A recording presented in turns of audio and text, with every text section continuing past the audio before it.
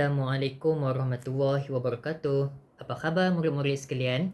Hari ini kita akan belajar darab perpuluhan tahun 4. Okey, kita tengok contoh yang pertama. Hitung jumlah isi padu air di dalam 3 buah botol yang sama. Okey, kata kuncinya di sini adalah 3 buah botol yang sama. Setiap satu botol adalah botol yang sama.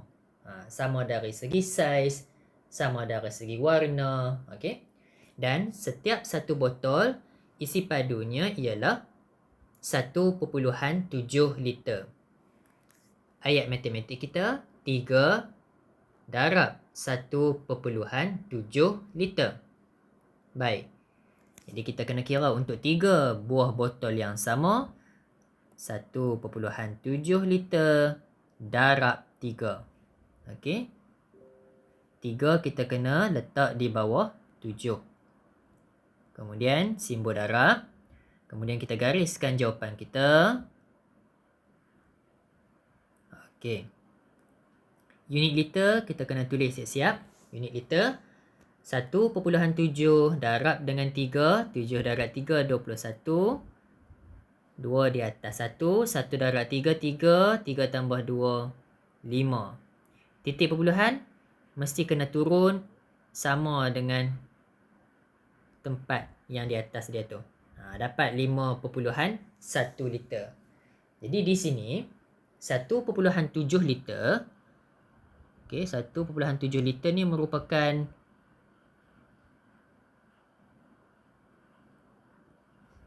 satu tempat perpuluhan.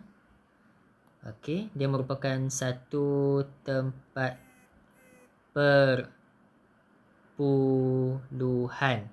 Maka jawapan kita pada titik perpuluhan itu pun kita kena letak pada satu tempat perpuluhan juga.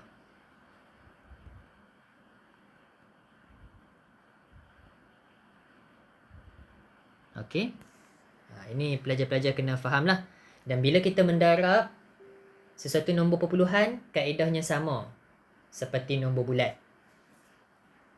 Okey, baiklah. Mari kita lihat contoh yang kedua. Okey, pada contoh yang kedua, kita nak cari berapa jumlah panjang dalam sentimeter 4 biji pemadam yang sama. Okey, kata kuncinya adalah 4 biji pemadam yang sama. So, untuk 4 biji pemadam yang sama, maka 2.54. Okey, 2.54 darab dengan 4. So, kita akan tulis 2.54 cm darab dengan 4. Okey, kenapa kita guna 2.54 cm? Sebab setiap satu pemadam panjang dia adalah 2.54 cm. Okey, kita gariskan jawapan kita.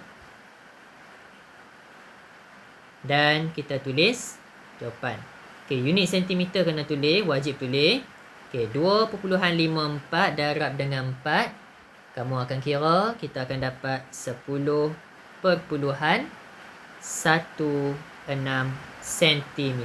Okey. Okey, mari kita lihat contoh yang ketiga. Okey, contoh yang ketiga, kita ada 73.082 darab 6. Okey.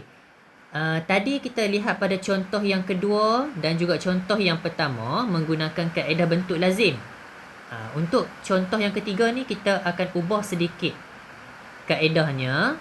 Kita juga guna kaedah bentuk lazim, tapi kaedah ni nama dia kaedah kekisi. Okey, kaedah ni nama apa? Kaedah kekisi.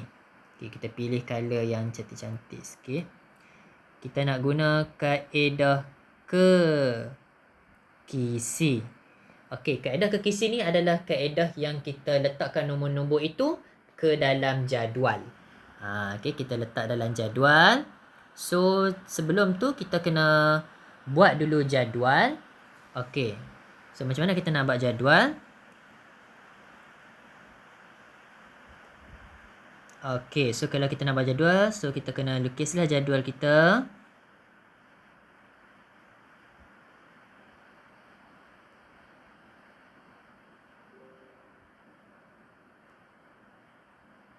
Okey, ini contoh jadual kita.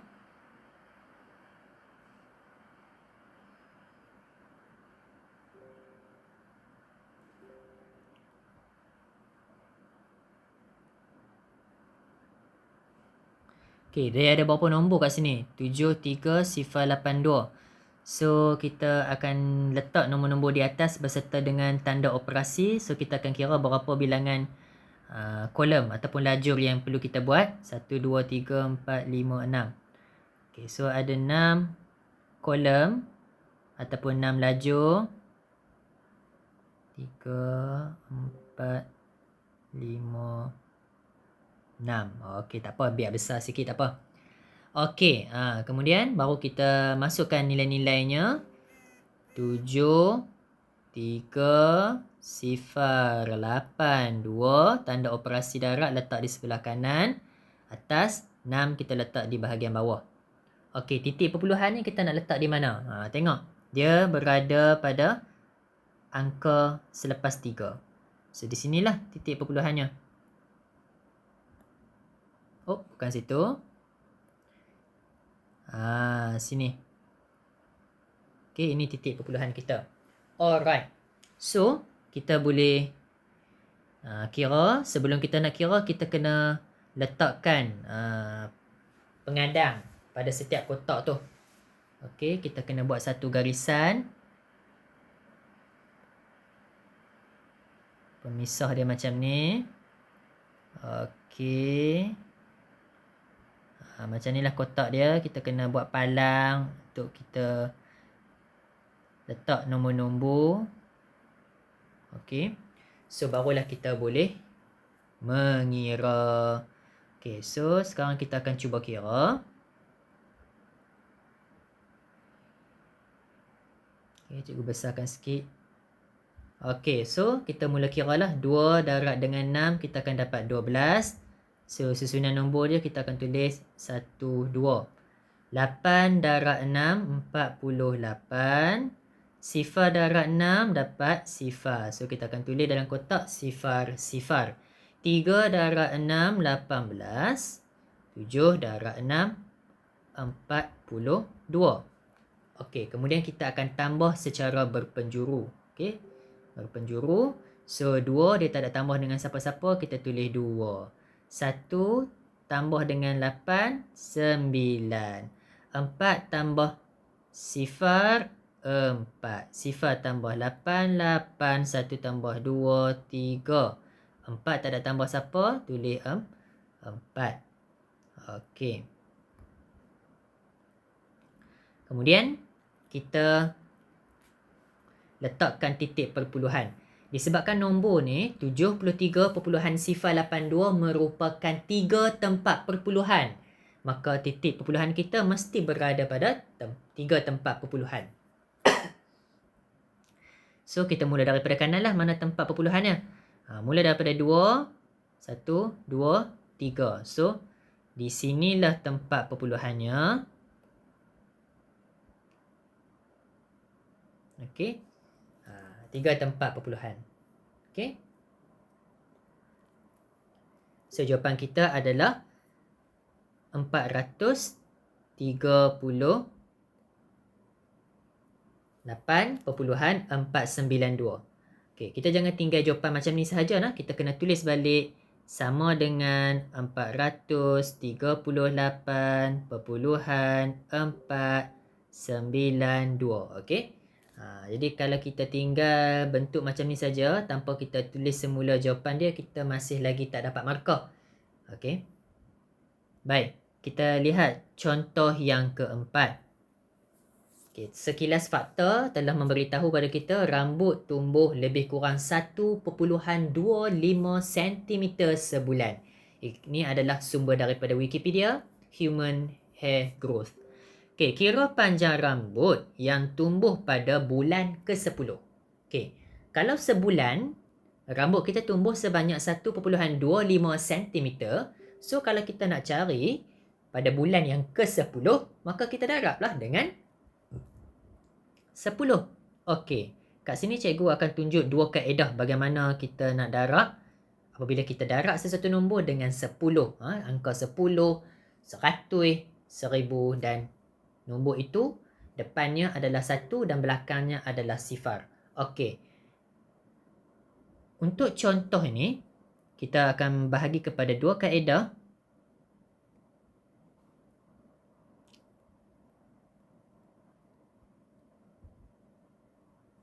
Okey, kaedah yang pertama 1.25 cm kali dengan 10. Okey, kita buat garis. Baik. Tengok betul-betul bagaimana cara mendarab dengan betul. Okey, 5 dia darab dulu dengan sifar. 5 darab sifar, sifar. 2 darab sifar, sifar. 1 darab sifar, sifar. Okey, apa-apa nombor bila darab dengan sifar, tak kisahlah nombor tu besar mana pun, sekecil mana nombor tu pun, bila darab dengan sifar, automatik jawapan kita adalah sifar. Okey, so selesai. Kemudian kita akan darab pula dengan nombor ataupun digit yang kedua, iaitu 1. Okey, so bila darab dengan 1, 5 darab 1 dapat 5. Tapi kita nak tulis jawapan 5 tu mestilah di bawah sifar yang kedua. So, untuk sifar yang pertama ni, biasanya cikgu sarankan kepada murid-murid supaya tambah sifar sendiri kat sini untuk mengelakkan kita lupa untuk kita letak jawapan dia tu. Okey. Baik. 5 darab 1, 5. 2 darab 1, 2. 1 darab 1, 1. Kemudian kita jumlahkan. And then, kita gariskan.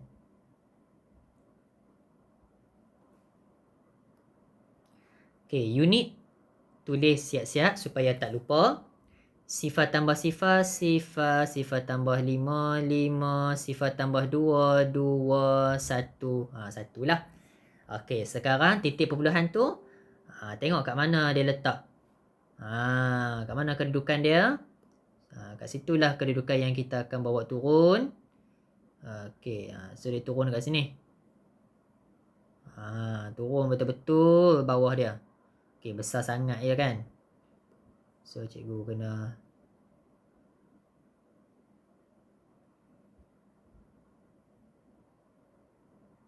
dia turun kat situ.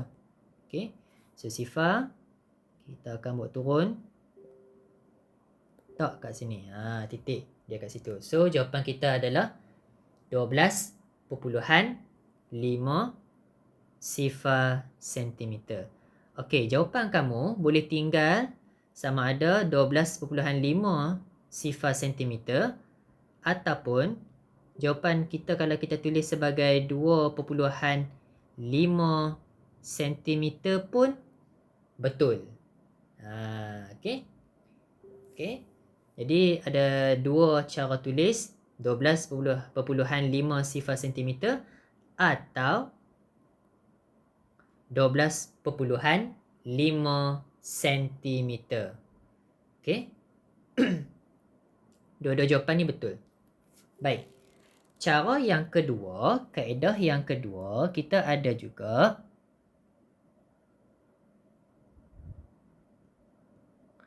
masih ingat lagi dalam tajuk darab, pattern nombor kalau dia darab dengan 10, darab dengan 100, darab dengan 1000, tak kisahlah darab dengan nombor yang mana depannya adalah 1 dan belakangnya adalah semua sifar.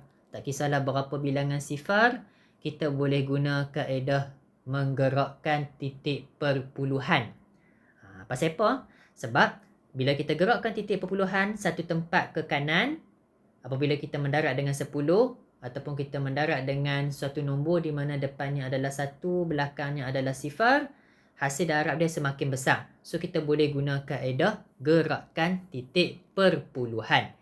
Jadi kat sini kita ada 10 darab 1.25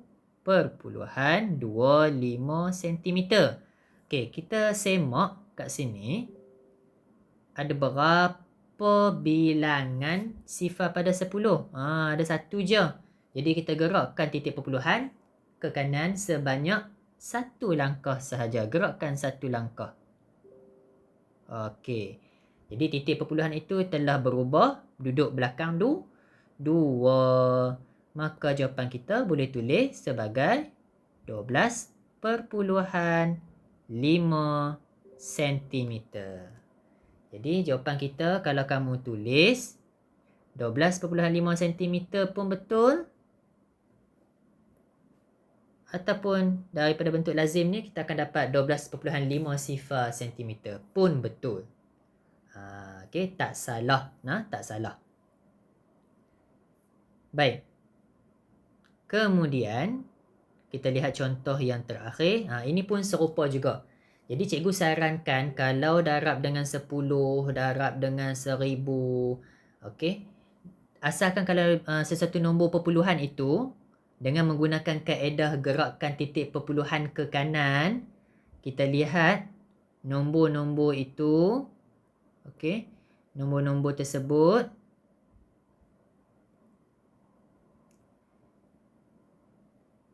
darab dengan nombor yang digitnya adalah 1 dan belakangnya adalah sifar-sifar. Okey. Sifar-sifar. Maka kita boleh guna kaedah gerakkan titik perpuluhan ke kanan.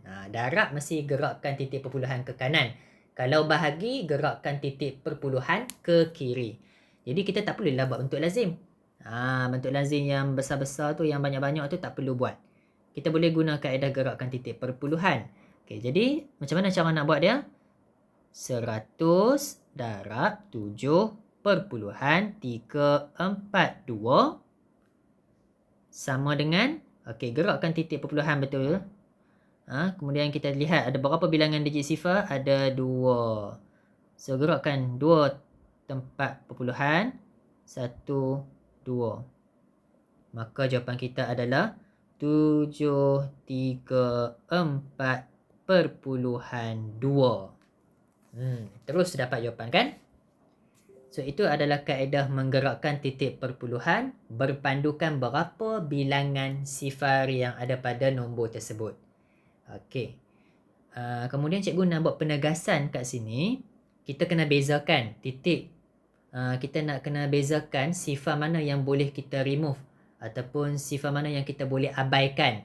Seperti mana kalau kita lihat pada contoh yang ke-3 ini. 3 ke yang ke-4? Okey, yang ke-4. So 2.5 sifar kita nampak di sini. 2.5 sifar kita juga boleh tulis dia sama juga nilainya dengan 2.5. Okey, 12.5. Okey, nilainya sama dan kita boleh tulis. Kita boleh abaikan sifar ni, boleh tulis sebagai 12.5. Tapi pelajar-pelajar kena ingat sifar yang tak boleh diabaikan sekiranya kedudukan dia macam ni. 12.05. Untuk 12.05 kamu tak boleh abaikan sifar ini.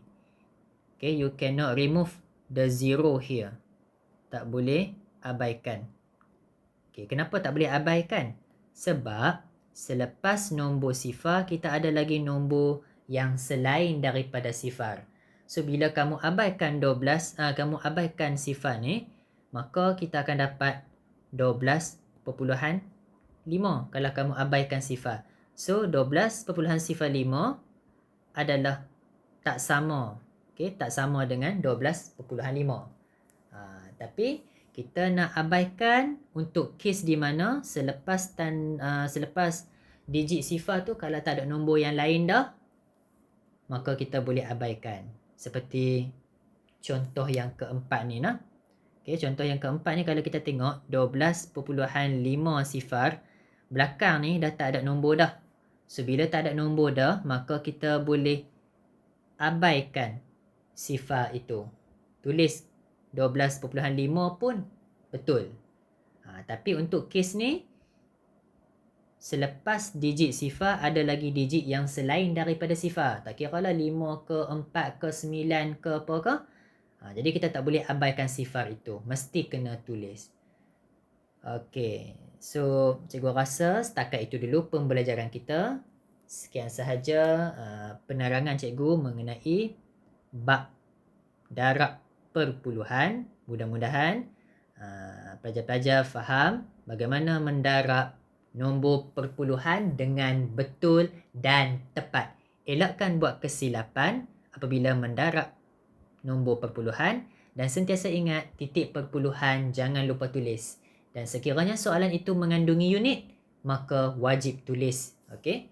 So, sekian sahaja penerangan cikgu pada kali ini. Semoga kita dapat berjumpa lagi. Assalamualaikum warahmatullahi wabarakatuh. Bye-bye.